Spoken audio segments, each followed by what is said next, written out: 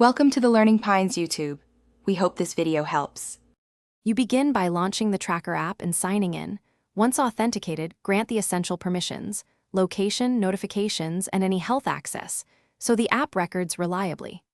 Next, set a clear primary goal, choose units like km or mi, and define time or distance targets. This configures how progress is measured. Make sure to enable background updates if you plan to track passively, because without them, the app stops when closed. Now you're ready to start your first session. Once done with basics, configure your session specifics so data is useful. You choose the session type, walk, run, commute, or custom, and explain why each changes metrics. For example, commute uses speed filters. Then adjust sampling rate, such as 1 HZ or 0, 5 HZ, and toggle battery saving mode depending on trip length. Make sure to enable live sync to the cloud and pair any wearable.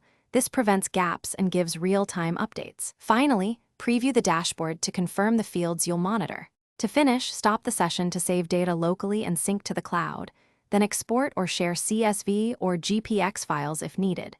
You should review history, set reminders, and tune goals based on the trends the app shows, because adjustments improve future tracking.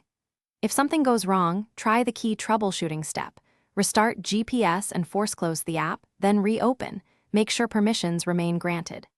If syncing still fails, toggle airplane mode briefly, then reconnect to force a fresh sync. Thanks for watching. Consider subscribing if we helped you.